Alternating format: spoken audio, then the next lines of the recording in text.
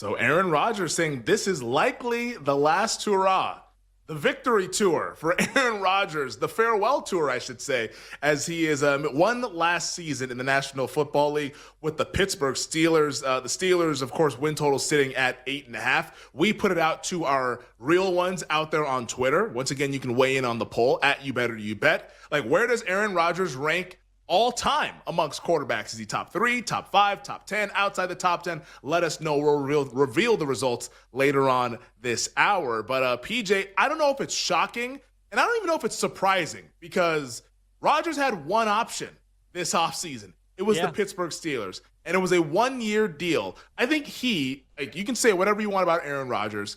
I think he has to have some self-awareness to realize, you know what, like, I'm approaching the 18th tee shot here, and let's have a good tee shot, let's have a good season, and let's head into the clubhouse, and just 5 years from now, go into Canton, Ohio for the Pro Football Hall of Fame, call it an NFL career. But yeah, I think that this was expected, but it is noteworthy that he said this earlier this afternoon. I'm like, my God, sound like Foghorn Leghorn. But Rodgers now going to be on his final farewell tour with the Pittsburgh Steelers. Your thoughts? How are you betting the Steelers this year as they have number 8 behind center there out there in Pittsburgh? Yeah, I mean, no surprise. It's his last year, right? We all kind of figured he'd probably sign with the Steelers. If he did, this would be it, and it is. What jumps out to me about the Steelers, Femi, is their schedule.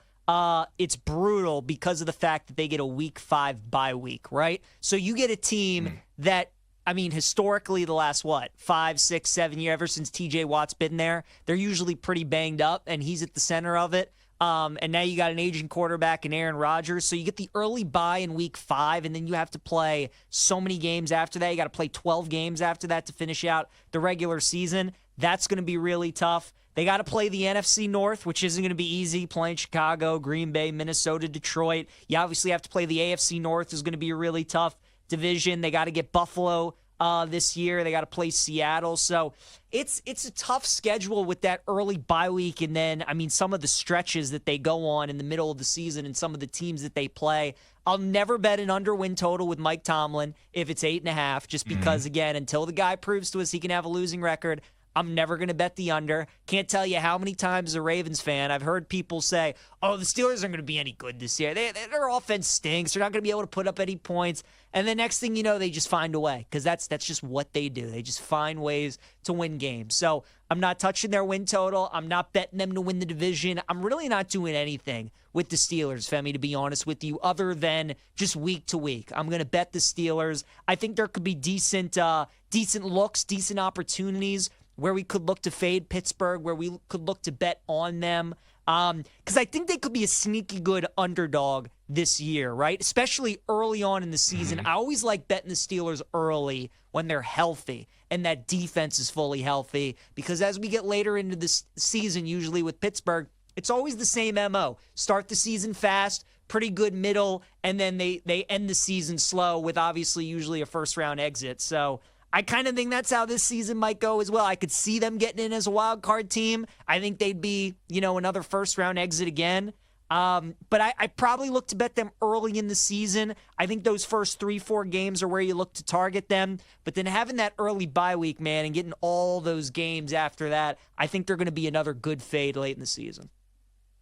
Yeah, I mean, it feels like the upside is 7 or 6 seed and lose in the first round, right? Like that's the upside for the Steelers. Like it has been the last couple of years. Like literally the last 2 years, 10-7, lose in the first round by double digits. Like that's how this goes for Pittsburgh. And I don't know if there's like a narrative street play here with Rodgers, like in the last season, like, oh, like win one for the Gipper kind of thing or whatever. But like clearly he's an upgrade at quarterback.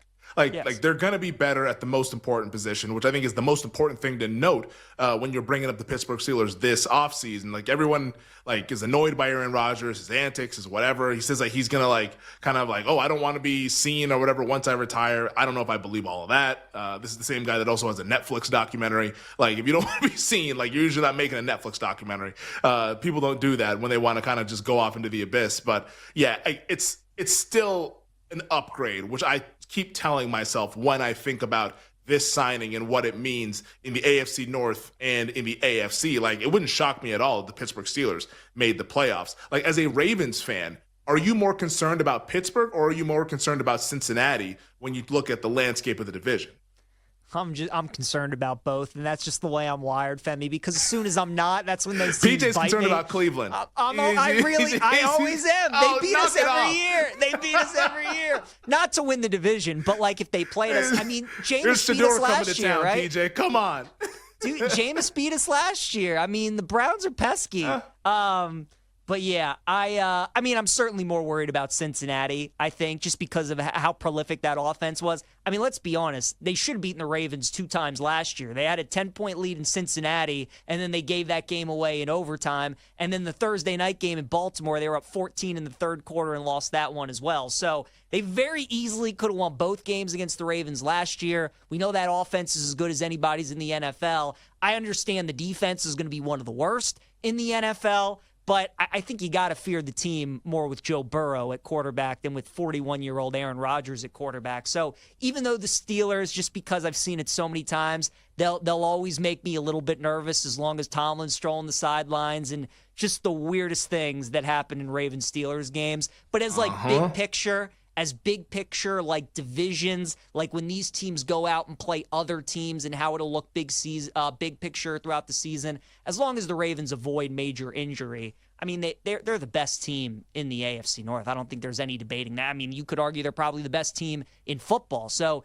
if they stay healthy, I think they should win the AFC North again. But again, it's funny. I think people look back at last year, and especially with Cincinnati, and it's like, this team didn't make the playoffs last year. Their defense is worse. This upcoming year, they have essentially the same offense. But like you go back and think about some of those Bengals games that they lost, that they easily could have won, how many one-score games they lost, and both those Ravens games they really should have won. I mean, their season could have gone a different kind of way. So like you said, with Pittsburgh, it feels like the ceiling is probably like a 6 or 7 seed first-round exit.